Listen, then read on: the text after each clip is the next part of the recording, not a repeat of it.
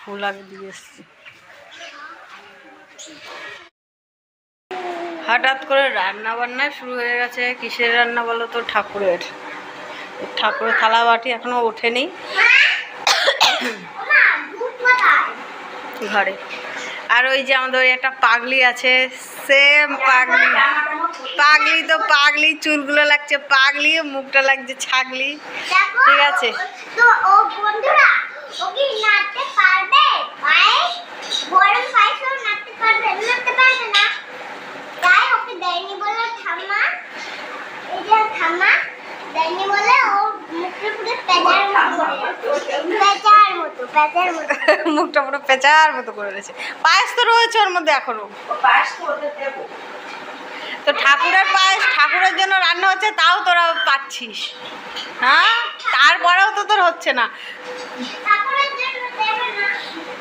দুষ্টু, আমরা কি ঠাকুরের জন্য রান্না করছি? হ্যাঁ, জগদ্ধাত্রী ঠাকুরের জন্য। এখানে খিচুড়ি আছে, খিচুড়ি হয়েছে, তার নিচে মনে হয় ভাজা রয়েছে না, ওই যে ভাজা। আর হ্যাঁ, ওই যে ভাজা। আর হয়েছে লুচি, এখনো বেলা হয়নি। লুচি এই যে মাখা রয়েছে, সুজি হয়ে গেছে। এই এটো করিস না।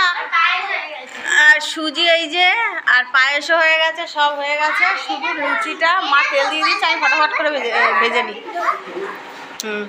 গন্ধ ওরা শুকেছে। হ্যাঁ, এটার মধ্যে লুচি বেলবো। এটা যে কত বড়, এটার মধ্যে লুচি বেলবো। বেলনির থেকে চাকি, এটা চাকি বড়, বেলনির থেকে চাকি বড়।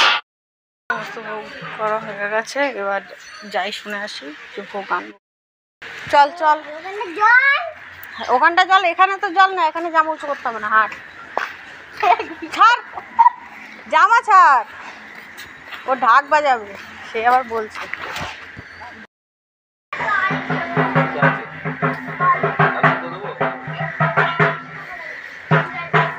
বলছে কি ভোগ হয়ে গেছে, কি নিয়ে আসবে? না, দেরি আছে। টাকা দিয়ে রেখে দিতে হবে। টাকা দিয়ে রেখে দিয়ে আসো, দেখো রিজাল্ট ফেলা।